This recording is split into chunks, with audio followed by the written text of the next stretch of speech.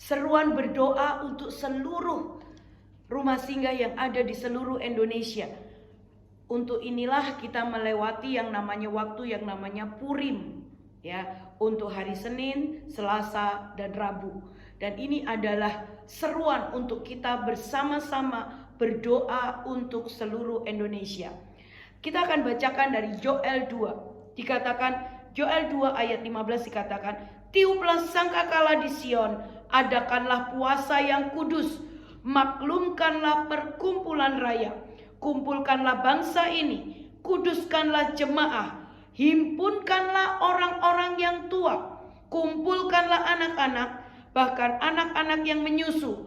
Baiklah pengantin laki-laki keluar dari kamarnya dan pengantin perempuan dari kamar tidurnya.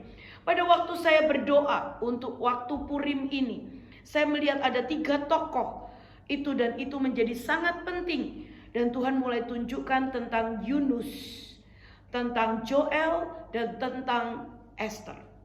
Kalau kita lihat dari ketiga tokoh ini, mereka adalah orang-orang yang membawa bangsanya melewati dan itu mengalami yang namanya lawatan.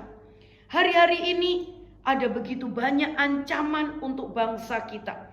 Kita sedang menghadapi dengan begitu banyak setiap kali gempa dan ancaman bencana.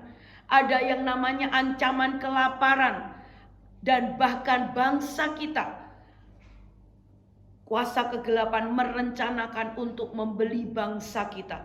Oleh sebab itu di Purim ini, pada waktu kita berdoa, di Joel dikatakan seperti ini, adakanlah puasa yang kudus, maklumkanlah perkumpulan raya. Maka saya menghimbau untuk seluruh rumah singgah yang ada di seluruh Indonesia. Ajak, bawa anak-anak untuk berdoa. Bawa anak-anak untuk berdiri bagi bangsa kita. Karena sesungguhnya pada waktu Joel, pada waktu Esther, dan pada waktu Yunus, mereka semuanya berdoa bukan cuma seorang diri, tapi satu bangsa merendahkan dirinya. Satu bangsa itu berpuasa mencari wajah Tuhan dan bertobat. Disitulah sesungguhnya dikatakan di sini, pada waktu mereka mulai bertobat, di ayat 18 dikatakan, Tuhan menjadi cemburu akan tanahnya dan ia belas kasihan kepada umatnya. Ada sebuah janji pemulihan dan berkat. Bahkan dikatakan di Joel, Tuhan sendiri yang akan mengembalikan tahun-tahun yang dimakan oleh belalang. Tuhan sendiri yang akan memberkati dengan seluruh berkatnya yang berkelimpahan itu. Pada waktu umatnya merendahkan diri, berpuasa dan berdoa. Tapi di sini dikatakan sampai maklumkanlah kepada orang-orang tua. Maklumkanlah kepada anak-anak, bahkan anak-anak yang masih menyusu. Bahkan dikatakan kepada para pengantin pria dan para pengantin wanita. Yang mungkin seharusnya mereka berkata, aku punya hak untuk menikmati pernikahanku. Ini waktunya untuk bersatu untuk Indonesia, serentak naikkan cawan doa supaya sungguh bangsa ini sekali lagi Tuhan membuat sebuah keluputan yang besar.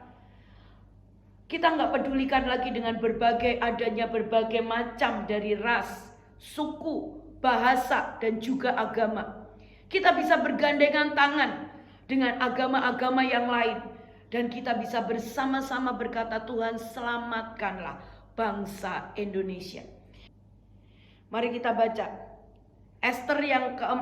Esther pasal 4 ayatnya yang pertama sampai dengan yang keempat. Dikatakan seperti ini. Usaha Mordekai untuk menolong orang Yahudi. Setelah Mordekai mengetahui segala yang terjadi itu, ia mengoyakkan pakaiannya. Lalu ia memakai kain kabung dan abu. Kemudian dia keluar berjalan di tengah-tengah kota sambil melolong-lolong dengan nyaring dan pedih. Dikatakan ayat yang ketiga, di tiap-tiap daerah kemana titah dan undang-undang raja telah sampai, Ada sebuah perkabungan yang besar di antara orang-orang Yahudi, disertai puasa dan ratap tangis. Oleh banyak orang dibentangkannya kain kabung dengan abu sebagai lapik tidurnya. Ketika dayang-dayang dan sida-sida Ester memberitahukan hal itu kepadanya, maka sangatlah risau hati ratu. Lalu dikirimkannya pakaian supaya dipakaikan kepada Mordekai dan supaya ditanggalkannya kain kabung daripadanya, tetapi tidak diterimanya. Hari itu apa yang terjadi? Mordekai sedang berdiri di dekat dari gerbang kerajaan, gerbang kota. Dan disitulah dia mulai mendengar kabar bahwa Haman sudah menuliskan surat keputusan yang ada stempel raja, bahwa akan dibinasakan orang-orang Yahudi yang tidak mau menyembah kepada raja. Dan hari itu Mordekai mendengar berita itu. Apa yang dilakukan oleh Mordekai? Dia menggunakan kain kabungnya dan dia berdiri di depan istana, yang seharusnya hal itu tidak boleh dilakukan. Seseorang Yahudi menggunakan kain kabung dan dia ada di hadapan istana. Tapi Mordekai melewati setiap risiko itu. Mordekai mengambil semua apa yang orang katakan tentang dia. Dia mungkin dikatakan gila, dia mungkin dikatakan ekstrim, dia mungkin bisa dipenjarakan, mungkin dia bisa dibunuh, tapi dia tidak pedulikan hal itu. Kenapa? Karena hal itu Mordekai tahu itu bicara tentang nasib bangsanya. Dan hari itu apa yang dilakukan oleh Mordekai? Mordekai melolong-lolong di hadapan Allah. Mordekai berdoa di pinggir-pinggir jalan. Mordekai dikatakan Mordekai berdoa di tengah kota dengan suara yang keras. Yang namanya melolong itu bukan bicara tentang doa yang cuman berbisik saja, tapi itu sebuah cry out, itu sebuah call out, itu yang sampai menggerakkan. Ya, lihat pada waktu Mordekai meresikokan dirinya berdoa untuk keselamatan buat bangsanya. Hari itu apa yang terjadi?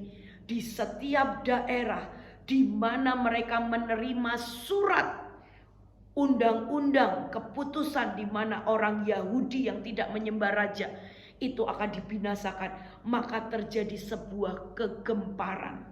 Mereka mulai berdoa, ada sebuah ketakutan dan mereka mulai berdoa memohon kepada Allah.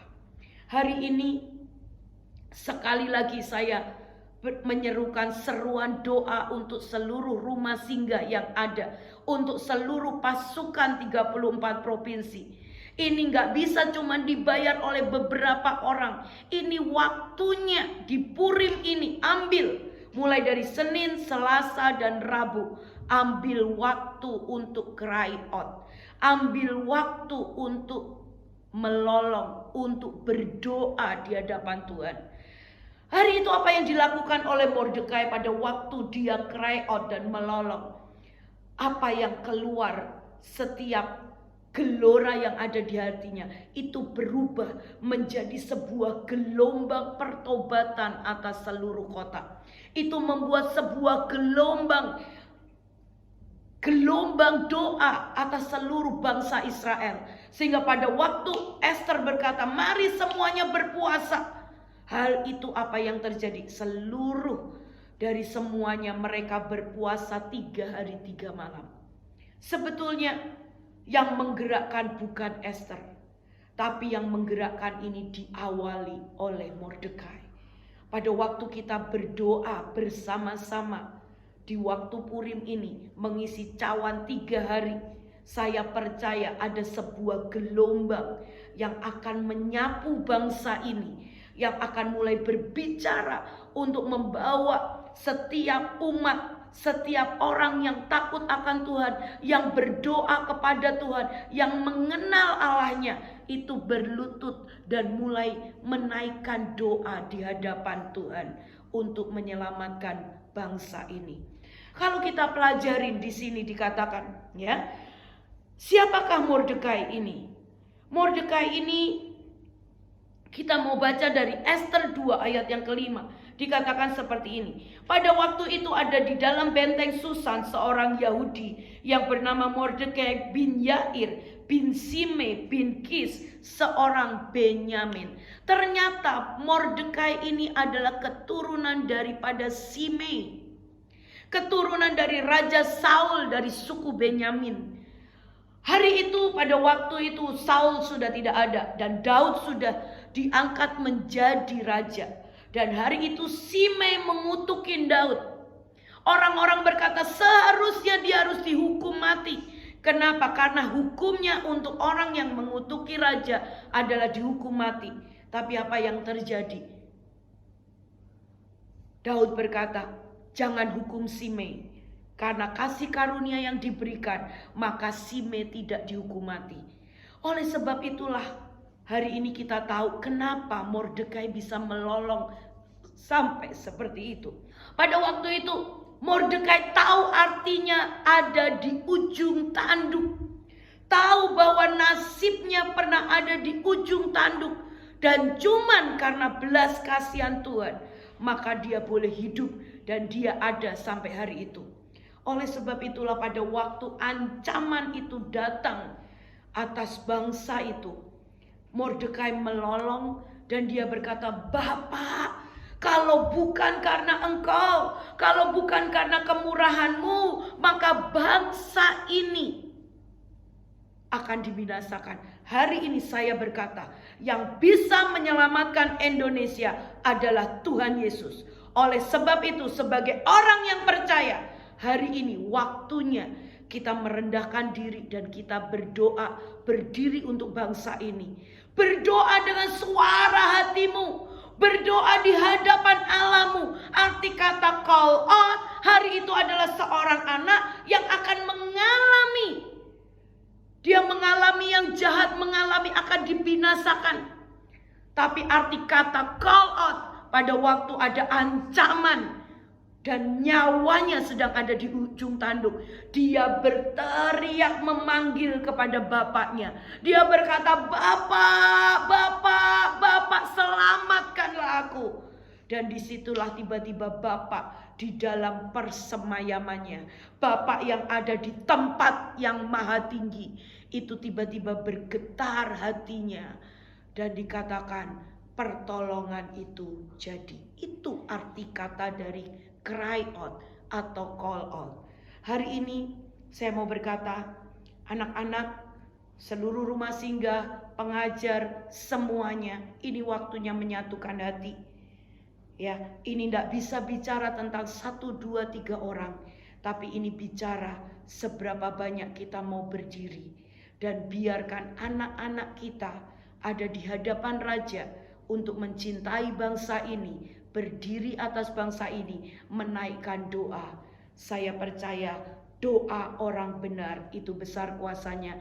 Saya percaya 2-3 orang, kalau seluruh Indonesia, anak-anak di rumah singgah Indonesia yang ada 30.000, 50.000, kalau engkau hari ini berdoa, merendahkan diri, engkau bisa peluk peta. Mari seluruh anak-anak yang ada di seluruh Indonesia, seluruh pasukan, seluruh pengajar, waktunya menyatukan kekuatan. Dan saya percaya doa kita tidak akan pernah sia-sia sampai kita melihat lawatan, sampai kita diangkat di awan-awan.